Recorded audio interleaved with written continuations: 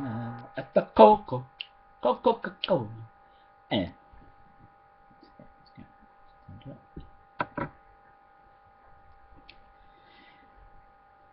I must state that I am not trying to copyright, steal, or alter the Cirque du Freak book series by Darren Shan. This is only a tale of opinion and does not influence the Cirque du Freak book or film franchise that may or may not be continued by Universal Pictures. Darren interaction with kurdra and arra sales, Part 1. Darren woke up to the sound of yelling that was coming from the floor. He lifted the lid off his coffin and sat up and looked over to see what was going on. He discovered that it was Harcourt. He was having a nightmare. Harcourt had been having a lot of nightmares recently, ever since he had been changed from his small self into his current bigger form. He had fell off the top of his coffin and was shouting and wailing. Darren looked around to where Mr. Crapsey had been, but Mr. Crapsey had gone, and he was nowhere to be seen. So Darren jumped out of his coffin and ran over to where Harcourt was and shook him by the shoulders. After a few shakes, Harcourt woke up and said, "Sorry, did I wake you?" "No," lied Darren. "I was up." Harcourt says, "Oh, it was horrible. There were dragons and darkness everywhere. And something kept trying to drag me into this river," said Harcourt. "It's okay now. You're okay," said Darren as he stood up. "Come on," said Darren, reaching out a hand for Harcourt, and helped Harcourt to his feet. "Let's go find Mr. Crapsey." Darren reached out his hand. Darren reached out his hand, helped Harcourt to his feet. They both left the chambers and went in search of Mr. Crapsey. They found him drinking and laughing with some other vampires in the dining area. The dining area was a big hall room with wooden chairs and tables everywhere. There were some vampires on other tables, but it did not look that busy. As Darren and Harcourt were walking to where Mr. Crapsey was sitting, he looked over and saw a plaque on the wall. It said, "In memory of Kurdra Lurt." Darren said to himself, "Ah, that must be the vampire the dining area is named after." Saba looked up as they approached Mr. Crapsey's table. He said, "Ah, the prodigal son appears. Sleep well?" "Yes, but I was really tired when I got into my coffin. I flaked out in under a second," replied Darren. "Yes, the first journey to the mountain is a tiresome one for any new vampire.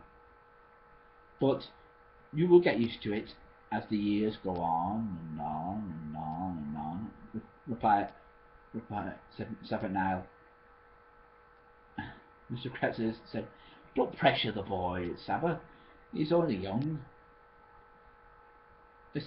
Mr. Crapsey then said, "Please sit, Darren and Harcourt. I want to introduce you to a few people." So Darren and Harcourt sat opposite Mr. Crapsey and Savanail. Mr. Crapsey said, "The vampire on Saba's left-hand side is known as Vanch March." Darren looked over to Vanch March, or Vancha March, however you want to pronounce it.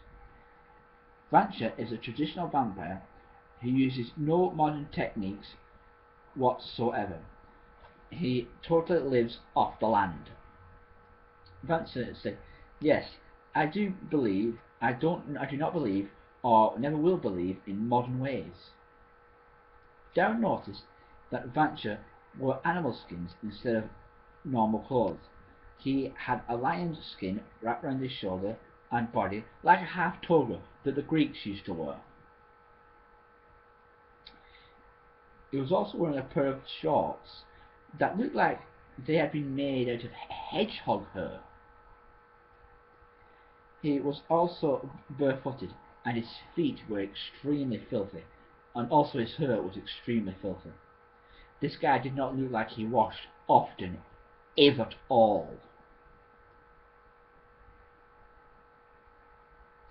Vancher noticed Darren and Hackett looking at him, and said, I know what you're thinking.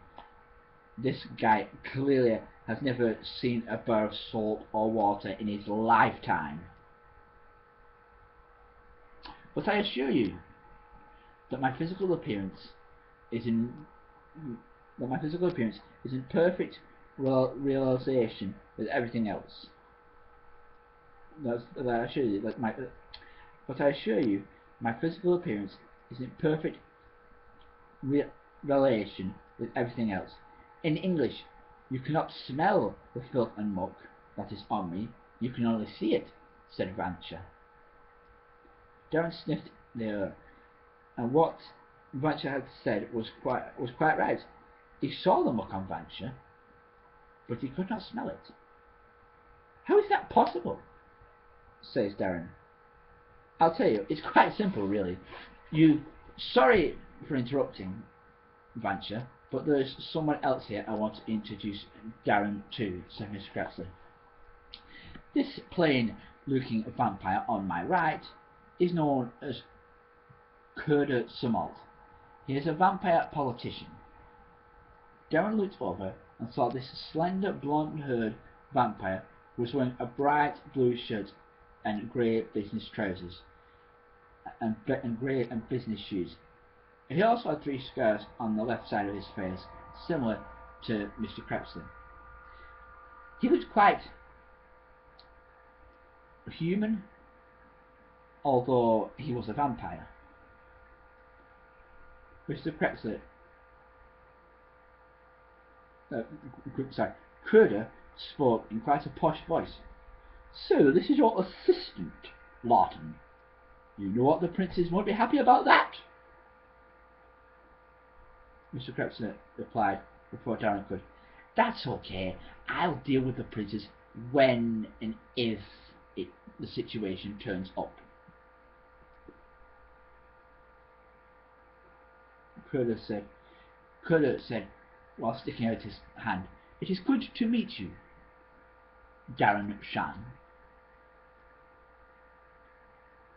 Darren shook Kurdra's hand, and Kurdra continued, My name is Kurdra Sumalt, as Lawton has just introduced to me. I am a vampire that uses his brain instead of his brawn. Vance chipped in, That's because you don't have any brawn to use. Everybody at the table started laughing. Mr. Kratzer and Sabah laughed also at that. Kurdra didn't take too kindly to that and said, Ignore these dinosaurs, Darren. In a battle, it is better to rely on your mind than your physical ability when in a difficult situation. Vance said, I will feel very safe if the Vampanese want to come here and have a game of Mastermind.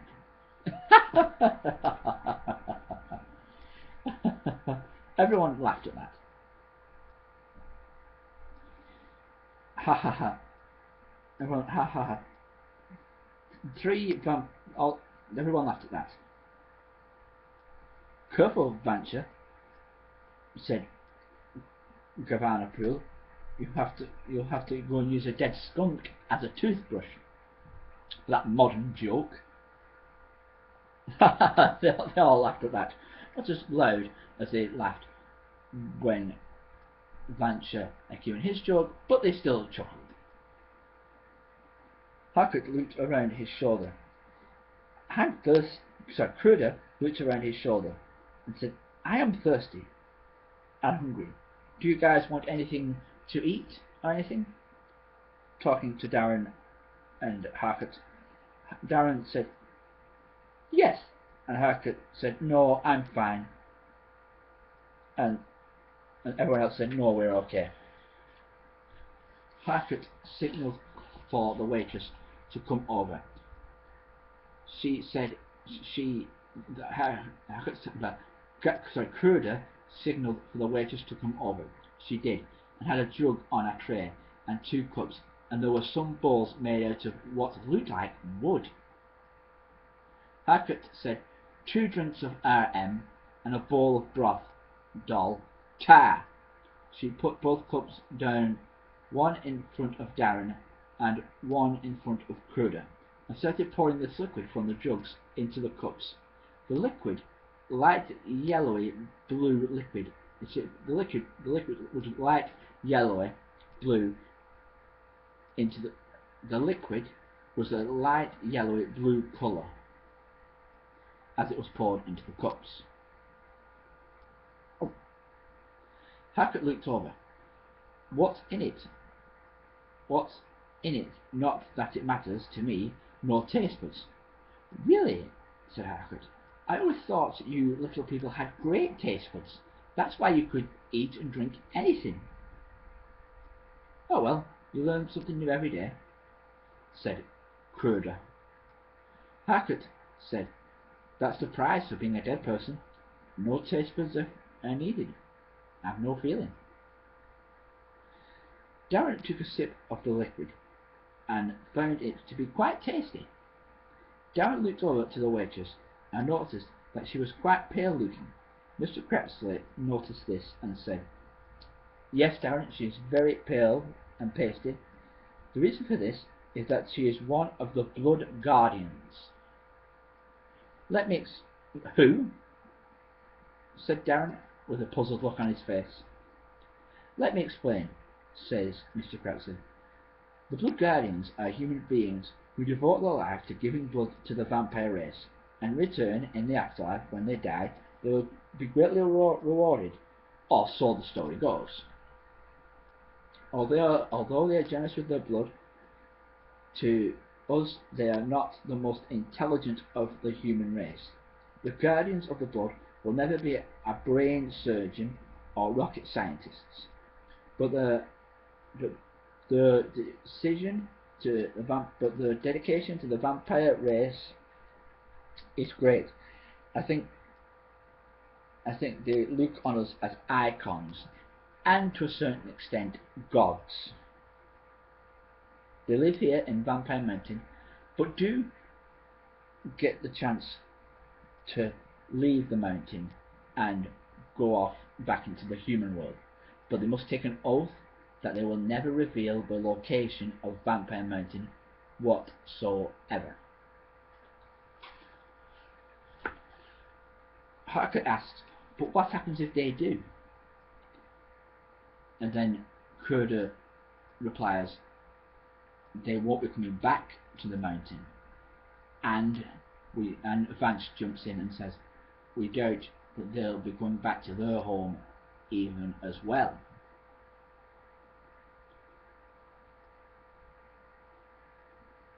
When they are away, we keep their blood in freezers, so we can keep them all safe, just in case we need to drink.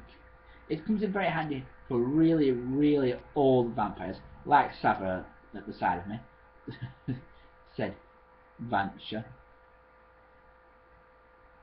They all started laughing and chuckling at that.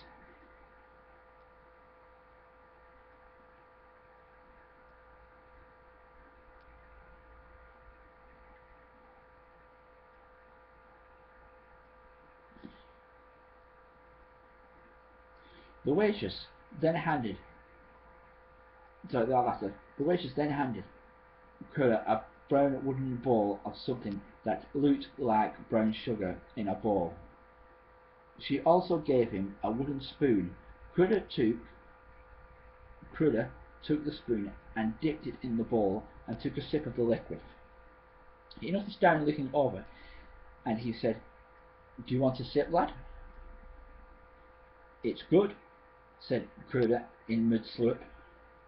I just need to take a drink. Just give me a minute. Just give me a minute. I'm dusty.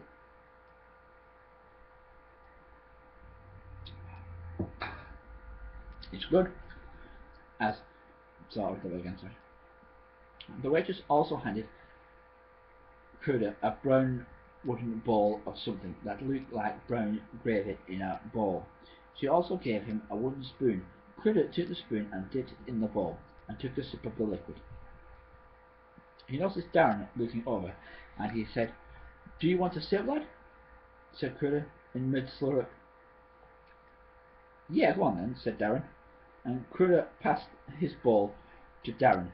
Darren looked down into the brown gravy. He dunked the spoon into the gravy bowl and filled up his spoon and took a sip of the brown liquid. It tasted nice, thought Darren. Darren liked the warm gravy, meat, lettuce products that he was eating.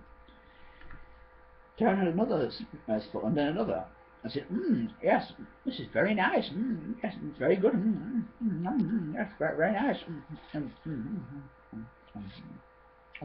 What is it? What's in it? You don't want to know, says Mr. Crepsley. Go on, tell me. I wouldn't mind, says Darren as he munched away greedily. Mr. Crepsley was reluctant, so Vance said, "It's made from bats' corpses, mashed and juiced. It is commonly known as bat broth." Image slipped down, spat it all over the floor. The other vampires all started laughing.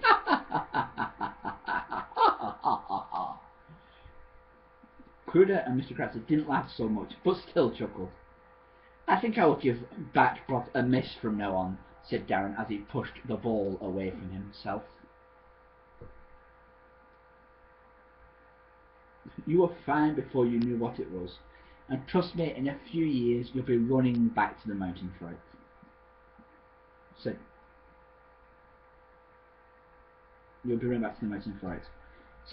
Mr. Crepsley. Darren said, "I don't think so," under his breath.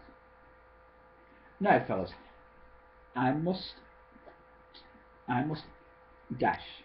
Places to go, people to see around the mountain. Do you want to come along, Darren and Harcourt? I can give you a tour of the mountain," said Kurdra.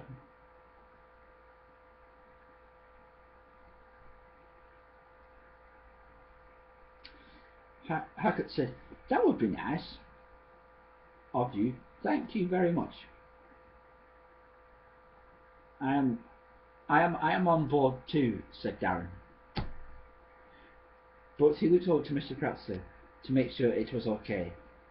Mr. Crepsley said, "Yes, it is fine. Go. I will talk and catch up with Old Towns with Saba and Vance March." With that, Darren got up and walked away from Kurdra.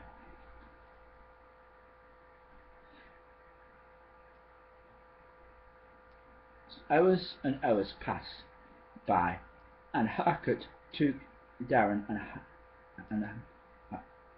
hours and hours passed by. Harcourt took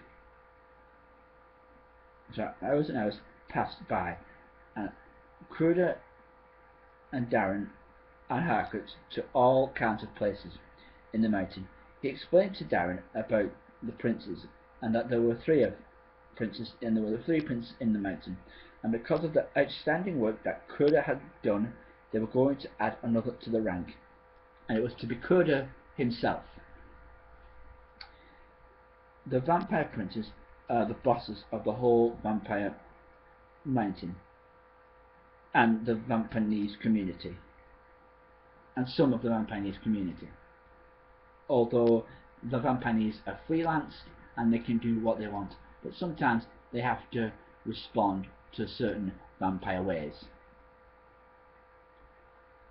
There are also a lot of generals there are all sorts of vampire generals in the world, but they carry out the prince's orders.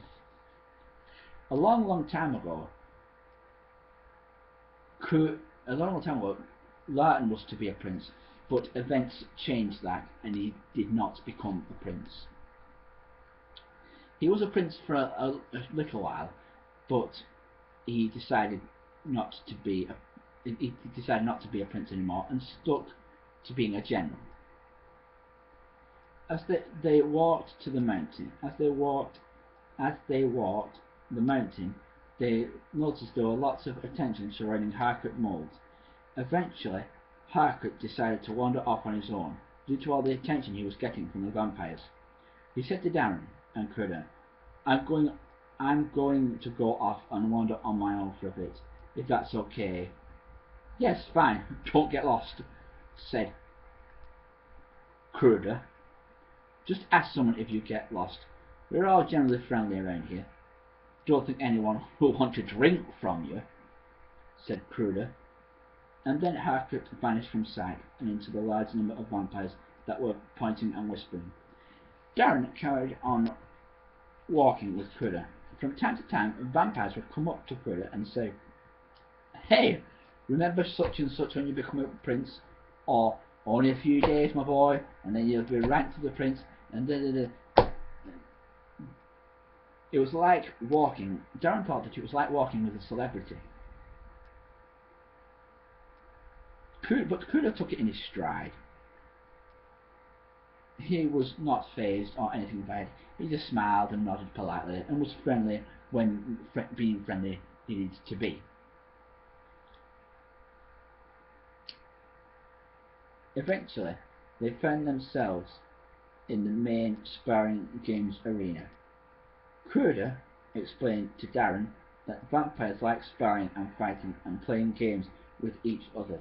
It is designed to test their skills and strengths against each other. To be continued.